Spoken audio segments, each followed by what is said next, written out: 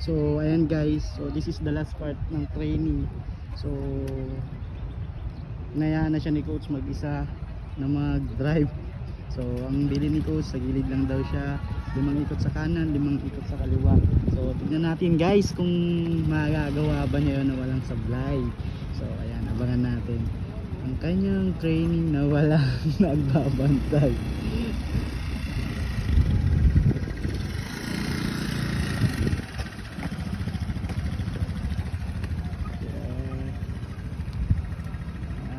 Iikot lang siya naman, hubra muna niya. Oops. Yan. So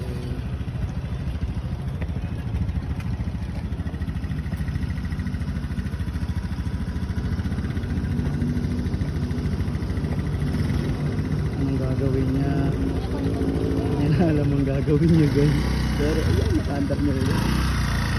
Ayan, bumibenting na siya.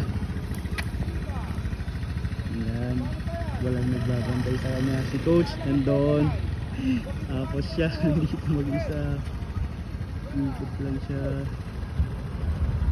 So ayan, isa na siya ni coach at ayan na nga. So umikot na ulit siya, support pa siya, tumada. Oops, umaabante na siya ng dahan-dahan, isang diretso, ikot ulit siya ng dahan-dahan ulit. Wow, nakakabilib naman po ni ma'am dahil ngayon lang siya nag-rides, marunong na agad. Ayan na, nakakaikot na siya, no coach, siya lang mag-isa at ako taga-video. So ayan, wow, so nakakatuwa at marunong na siya magmotor. Baka sa susunod agawan niya na ako ng motor. Yan o, may ikot-ikot na siya o. Yan o.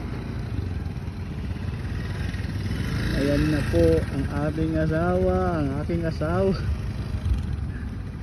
Oops, oops, oops. Yan. So medyo maliit lang yung iniikutan niya, di siya lumalayo. So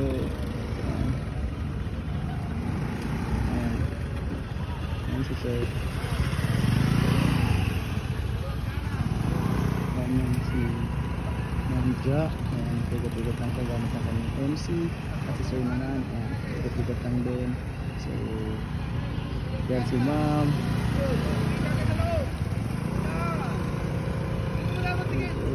Tapos meron din dito sa guys sa dulo. Ayan, ay tinuturuan din dun sa dulo. So ayan, talaga hands on sila pagdating sa training, diba? So isa-isa talagang tinuturuan. Kaya matututo talaga kayo kapag dito kayo nag-aral magmotor. Yan. At yan, tignan si ma'am, diba? Di marunong yan kahit bike, pero tignan nyo naman, nakapag-drive na, wala nang nagbabantay sa kanya na coach, diba? Yan.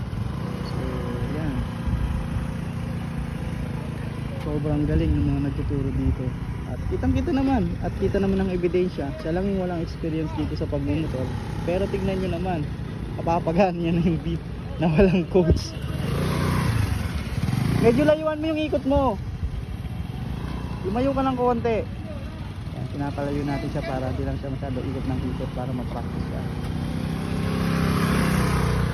Medyo layuan mo yung ikot mo, banda ron. Yan, diba? Good job ka na, good job. Ayan yan, go. So ayan, diba, sabi ko lumayo na siya, pero yan, dyan na siya umiikot muna. Oops, oops, oops, oops, oops, oops, oops, oops, oops. Katabayan yun. So ayan, wala tutulong sa kanya, siyempre wala si coach. Ayan, stand muna, pahinga muna konti. Anong nangyari? Okay lang.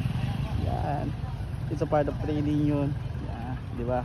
So kailangan mo lang talaga siyang practice make progress. So dito sa Ride Academy, practice make progress. So yun yung ano nila dito. Okay, so pag hindi ka lang basta-basta magaling, kundi talagang magiging mahusay na rider ka kapag dito ka nag-aral.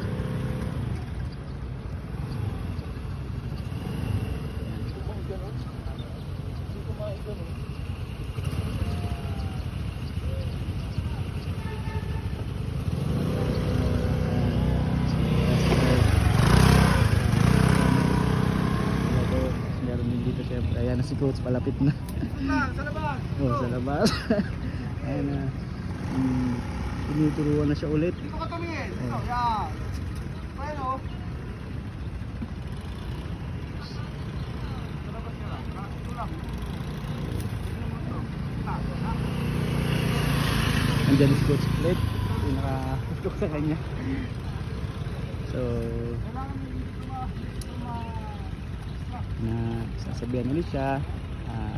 Di ba? Kung kayo guys gustong mag-aral na magmotor, ayan, Ride Academy yung hanapin nyo.